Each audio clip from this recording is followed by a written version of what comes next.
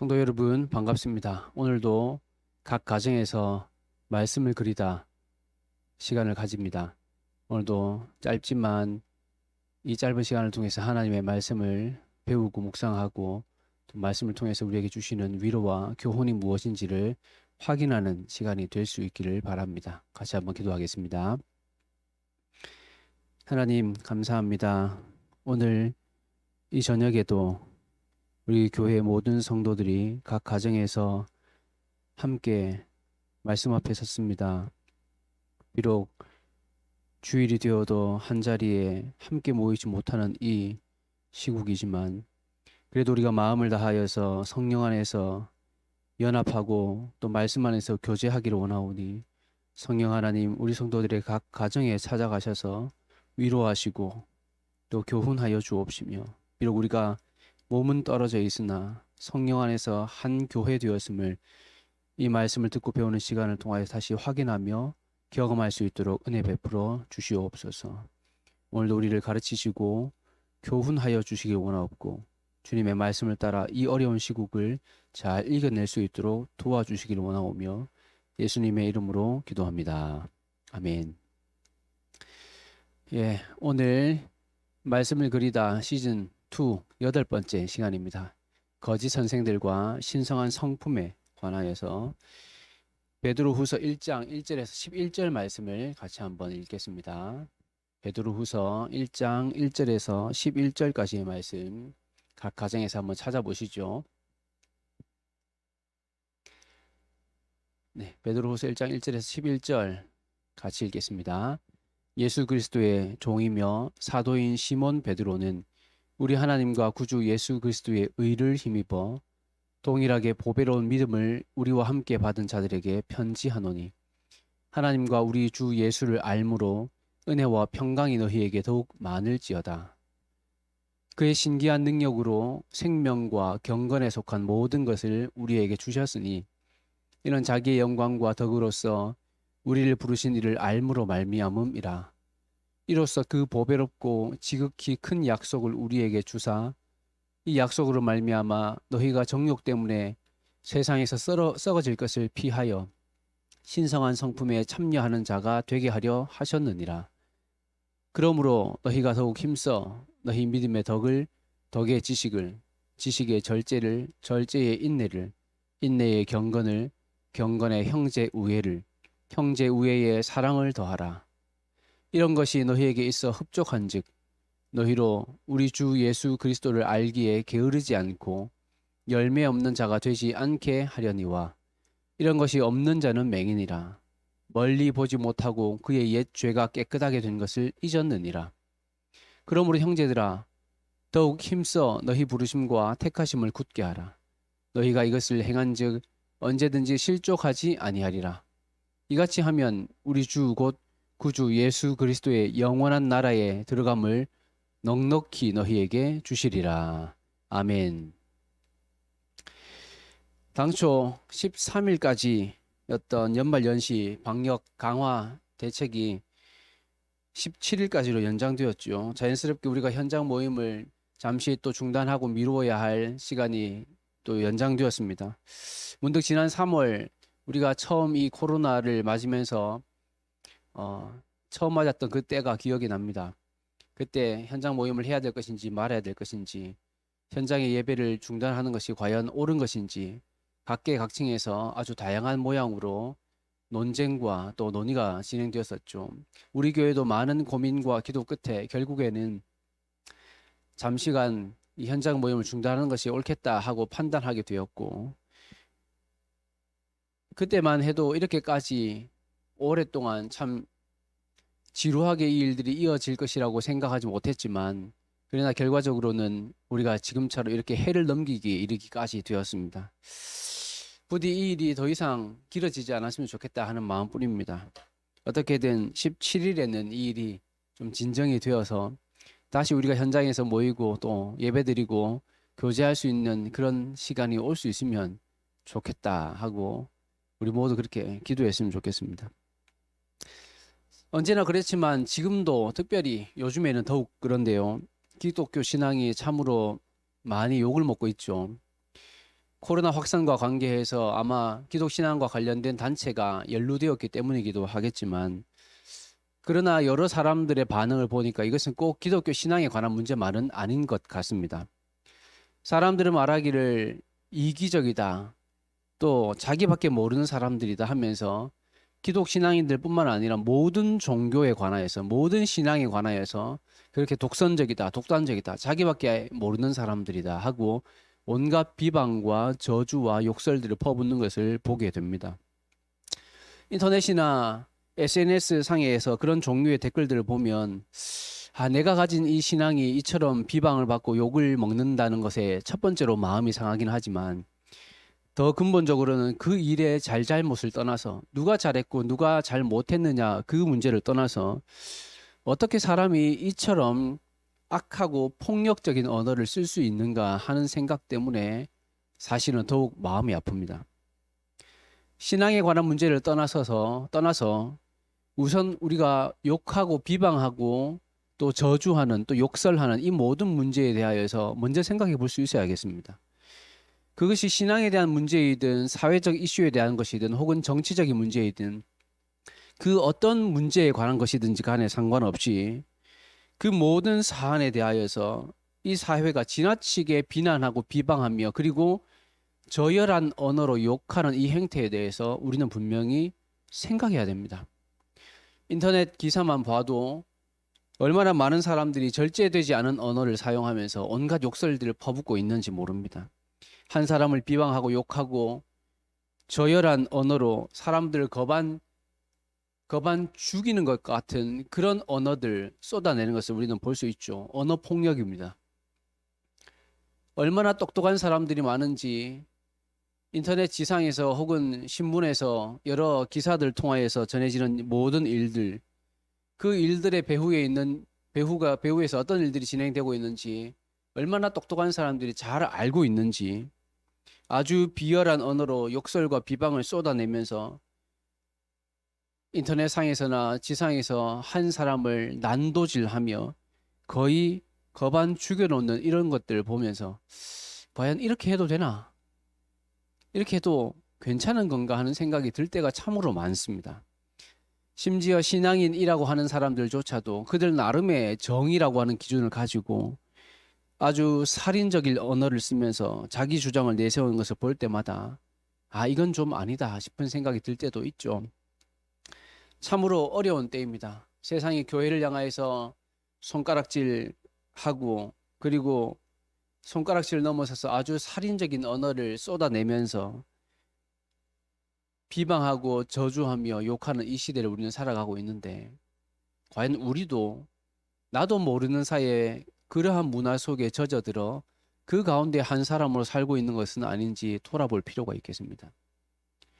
우리가 비록 신앙인으로서, 성도로서 교회에 관하여서 그렇게 비방하며 저주하는 말들은 쏟아놓지 않겠지만, 그러나 어떤 경우에는 또 다른 사람들을 향하여서, 또 어떤 이들을 향하여서 어떤 문제에 대해서 우리도 같은 방식으로 폭력적이고 살인적인 언어를 쏟아내고 있는 것은 아닌지, 그 일들을 히히덕거리며 함께 즐기며 놀아나고 있는 것은 아닌지 우리는 분명히 스스로를 돌아볼 수 있어야 되는 것이죠.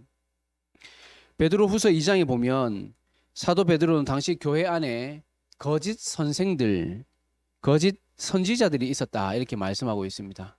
거짓 선지자뿐만 아니라 너희 중에 거짓 선생들도 있을 것이다 이렇게 경종을 울리고 있습니다. 거짓된 가르침을 가르치고 선지자 노릇하는 사람들, 그런 사람들도 문제이지만 더 심각한 것은 그들의 가르침을 교묘하게 교회 안으로 끌어들이고 받아들여서 스스로 자기가 새로운 가르침을 배워왔노라 하며 선생 노릇하려는 사람들이 교회 안에 일어날 것이다. 그것이 더 심각하고 위험한 문제이다 라고 말하고 있는 겁니다.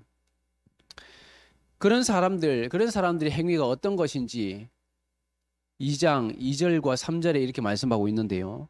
여럿이 그들의 호색하는 것을 따르리니 이로 말미암아 진리의 도가 비방을 받을 것이요 그들이 탐심으로써 지어낸 말을 가지고 너희로 이득을 삼을 것이다. 보십시오.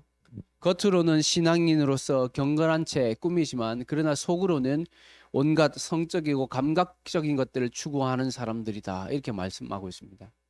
그리고 이들은 더러운 탐심, 이 물질에 대한 탐욕을 가지고 그것을 얻기 위해 자기를 추종하는 사람들, 자기를 따르는 자기 사람들까지 속이며 지어낸 말을 쏟아내고 그것으로 자기 이득을 추구하는 사람들이다. 이렇게 말하고 있는 것이죠. 가만히 읽어보면 이것은 마치 저 옛날 시대만의 일은 아닌 것 같습니다. 오늘 우리 시대에도 역시 똑같이 여러 거짓 선생들, 거짓 목사들, 거짓 영적인 지도자들이 있어서 이와 같은 일들을 저지르곤 하는데요. 너무 쉽게 이단들이 그렇다, 저 이단들이 그렇게 한다, 이렇게 생각하지는 말았으면 좋겠습니다. 노골적이고 아주 현저한 이단들, 그런 이단이 아니라고 할지라도 표면적으로는 아주 지극히 보수적이고 건전한 단체에 속한 사람들인 것처럼 보여도 그들 중에도 결과적으로는 이와 같은 열매를 맺는 경우들이 굉장히 많다는 것이죠. 현저하게 이단이라고 분류된 그 단체에 속한 사람이 아닐지라도 표면적으로는 지극히 정상적이고 보수적이고 건전한 테두리 안에 있는 사람인 것처럼 보여도 실제로 그 사람이 맺는 열매는 바로 이와 같이 거짓 선생들이 맺는 열매와 같아서 그들의 삶과 행위로 인하여서 그들이 전하는 진리의 도가 세상에서 비방받는 일들이 우리 시대에 얼마든지 일어나고 있습니다. 나는 아니라고, 우리는 아니라고 생각할지 모르겠지만 그렇지 않습니다. 우리 모든 사람 속에는 역시 똑같이 이와 같은 탐욕과 그리고 탐심이 그리고 온갖 이 악한 욕구들이 우리 속에 다 있기 때문이죠. 겉으로는 고결한 척 꾸며야 되고 겉으로는 깨끗한 척 우리가 다 스스로를 꾸미고 있지만 실은 우리 속에 있는 온갖 죄와 그리고 죄의 성질들이 우리 가운데 있지 않습니까? 우리 가운데 그 누구도 그것에서 자유롭다고 자신할 수 있는 사람은 없습니다. 저 악한 사람들이 그렇다고, 저 이단들이 그렇다고, 우리는 아니고 나는 아니라고 우리가 그렇게 말하고 싶을지 모르겠지만 너무 그렇게 쉽게만 말할 수 없는 문제라는 것이죠. 진리의 도가 비방을 받게 하는 여러 가지 삶의 행위들, 그런 것은 저 현저히 드러난 이단들 뿐만 아니라 스스로 보수적이라고 스스로 아주 건전한 교회에 속해 있다고 자부하는 우리들에게서도 우리의 삶에서도 그런 일들은 얼마든지 드러나고 나타날 수 있다. 실제로 그러하다는 사실을 우리는 기억해야 되는 겁니다. 과연 어떤 경우이냐 하면 오늘 우리가 읽은 베드로후서 1장으로 가보면 이렇습니다. 베드로후서 1장에서 이 베드로 사도는 이 편지를 시작하면서 편지를 받아보는 사람들을 이렇게 묘사하고 있는데요. 우리 하나님과 구주 예수 그리스도의 의를 힘입어 동일하게 보배로운 믿음을 우리와 함께 받은 자들에게 편지한다. 보십시오. 놀랍습니다.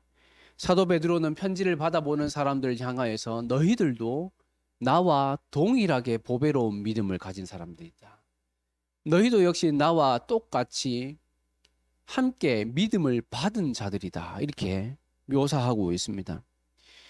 비록 베드로는 사도이고 예수님의 최측근에서 그분으로부터 친히 말씀을 듣고 배웠지만 그러나 보배로운 믿음을 같은 믿음을 가진 것은 똑같고 그리고 내가 가진 어떤 재능과 재주와 내 가진 재산을 가지고 그 무엇을 가지고 하나님께로부터 구원을 얻어낸 것이 아니라 쟁취해낸 것이 아니라 하나님께로부터 받았다, 믿음과 구원의 선물을 받았다 하는 점에서는 당신들이나 나나 똑같다 이렇게 설명하고 있다는 겁니다. 그리고 3절에 보니까 이렇게 말씀하죠. 그의 신기한 능력으로 생명과 경건에 속한 모든 것을 우리에게 주셨다. 여기서 생명과 경건이라고 하는 것은 경건한 생명 혹은 경건한 삶이라고 적용해 볼 수 있겠습니다. 경건한 삶. 사도와 같이 같은 믿음을 가졌고 똑같이 하나님과 예수 그리스도를 말미암아 그분의 의로 말미암아 믿음을 구원을 얻은 사람으로서 이제 어떻게 행해야 하는가 하면 바로 경건한 삶을 살아야 한다 이렇게 권면하고 있다는 겁니다. 구원 얻은 사람은 이제 신비한 영적인 체험을 하게 되는 것이 아니라 자기들끼리의 어떤 공간에서 새로운 뭔가 신비한 경험과 은사의 실천이 있는 것이 아니라 일상 속에서 경건한 삶을 살아낼 수 있는 모든 것을 주셨다, 받았다. 그렇게 말하고 있는 것이죠. 여러분, 신앙은 삶이고 경건도 삶입니다. 그것은 일상에서 실천되어야 하는 것이죠. 5절 이하에 보면 그것을 부연적으로 설명하고 있는데요. 모든 믿음이 있다라고 말하는 사람들은 믿음뿐만 아니라 덕도 있어야 되고 지식도 있어야 되며 절제도 있어야 되고 인내도 있어야 되고 경건도 있어야 되며 형제 우애도 있어야 된다. 그리고 그 모든 것에 사랑을 더해야 된다. 이렇게 말하죠. 형제 우애는 믿음의 형제들, 믿음의 형제 자매들을 향한 사랑의 실천입니다. 그러나 더 나아가서 마지막에 사랑이라고 하는 것은 상대를, 대상을 구분하지 않고 제한하지 않고 모든 사람들, 모든 경우에 모든 이들을 향한 사랑을 말씀하는 것이죠.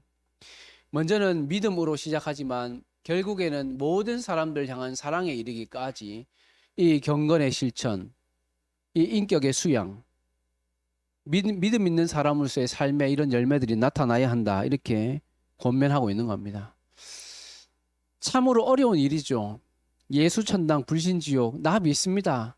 나는 하나님 믿습니다 하고 그것으로 충분하다고 말하면 얼마나 쉬운 일이겠습니까? 그러나 성경은 그렇지 않습니다.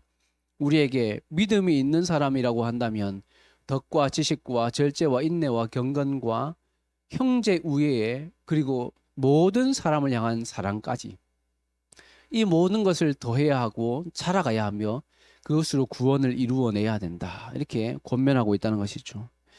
지금까지 우리가 겪어왔던 삶의 모습, 지금까지 우리가 보아왔던 여러 가지 정황들이 그것을 증명해 줍니다. 예배당 안에서는 그렇게도 좋을 수 없는 사람들이 예배당 밖에서는 얼마나 악하고 그리고 회교에 망측한 범죄들에 연루되어 있는지 얼마든지 확인할 수 있고 발견할 수 있죠. 믿음이 있다고 말하는 사람들의 일상, 그들의 직장 생활이 얼마나 진리의 도를 비방받게 만드는 삶인지 우리는 얼마든지 찾아낼 수 있고 말할 수 있습니다.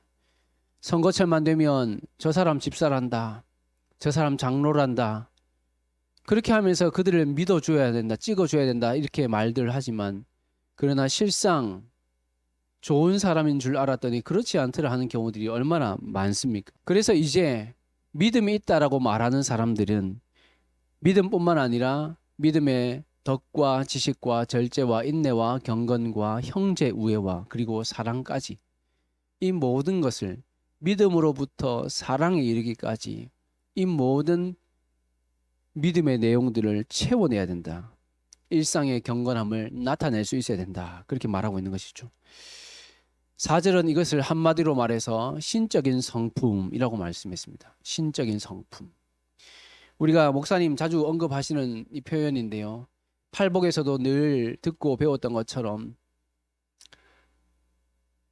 믿음의 목표, 신앙의 내용이라고 하는 것은 어떤 물질적인 결과가 아니라 일의 성취도 아니라 사람이라고 했습니다. 인격, 팔복의 인격. 믿음이 있노라 하는 사람의 인격. 그래서 그가 어떤 사람, 어떤 존재가 되어 가는지, 예수 그리스도를 닮아 어떤 삶을 살아가는지가 믿음의 내용이라고 했죠. 바로 이런 열매를 갖지 못한 사람이 바로 이 시대와 세상으로부터 손가락질 받으며 온갖 살인적인 비방과 욕설들을 불러일으키고 그것들을 받게 된다. 그렇게 말씀하는 것입니다. 사도 베드로가 첫 번째 서신에서 했던 말씀, 베드로전서 3장 16절 17절 말씀에 보니까 이렇게 말씀합니다.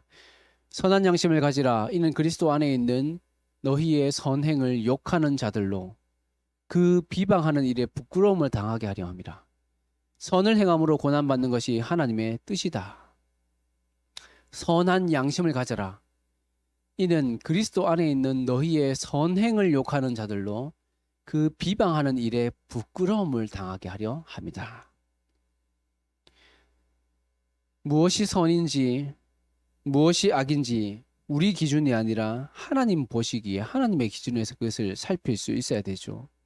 그리고는 우리 속에 하나님의 말씀에 따라 선한 양심, 선한 인격의 내용들을 채워갈 수 있어야 됩니다. 세상이 욕하고 비방하는 모든 일에 대해서 우리는 두려워할 필요가 없습니다. 그들이 아무리 살인적인 언어를 쏟아내고 비방하고 욕한다 할지라도 그것에 주눅들 필요가 없습니다. 다만 우리는 우리 속에 말씀을 따라 믿음의 참된 인격을 쌓아내고 만들어낼 그 일을 위해서 힘써야 할 필요가 있는 것이죠. 애써 항변할 필요 없습니다. 우리가 그렇지 않습니다. 우리 아닙니다. 우리가 그렇지 않습니다라고 애써 항변할 필요 없습니다. 다만 그들이 우리의 선한 양심과 이 삶의 인격들, 이 경건한 삶의 모습들을 보면서 우리를 통하여서 우리가 믿는 하나님에 대한 영광과 덕을 발견하고 그것을 통해 하나님께 영광을 돌리도록 하는 것밖에 우리가 할 수 있는 일이 없는 것이죠. 오늘날에도 거짓 선생들은 일상적인 것으로 안 된다. 예배당에서 예배드리고 말씀 배우는 것만으로 안 된다. 뭔가 획기적이고 새로운 영적인 체험이 필요하지 않느냐? 일상을 넘어서서 새로운 것이 필요하지 않느냐? 이렇게 유혹하고 미혹합니다. 그러나 오늘 읽은 베드로후서 1장 3절은요. 하나님께서 이미 신적인 능력으로 말미암아 우리가 일상의 거룩한 삶, 경건한 삶을 살아갈 모든 능력을 우리에게 주셨다고 말씀합니다. 더 해야 될 것이 있다면 무엇입니까? 믿음으로부터 사랑에 이르기까지 그 선한 믿음의 성품들을 더해야 될 필요가 있다. 말씀을 듣고 새로운 것, 어떤 영적인 신비한 체험을 더하는 것이 아니라 말씀을 들었으면 그 말씀을 따라서 내 속에서 체득해내고 삶의 인격으로 삶의 열매로 맺어내는 것. 믿는다고 입으로 고백한 것이 이제 마침내는 모든 사람을 향한, 대상을 제한하지 않는 모든 사람을 향한 사랑에 이르기까지 그 모든 말씀을 따른 삶의 인격을 맺어내는 것, 그런 것을 더해야 되지 그 외에 다른 신비한 체험이나 새로운 은사들을 더해야 하는 것이 아니다, 이렇게 말씀하고 있다는 겁니다. 여러분, 참으로 어려운 시절을 살고 있습니다. 그러나 주눅 들지 말아야 됩니다. 다만 우리를 욕하는 사람들, 그들을 마침내 부끄럽게 할 만한 삶의 모습과 열매들이 우리에게 있어야 된다는 것이죠.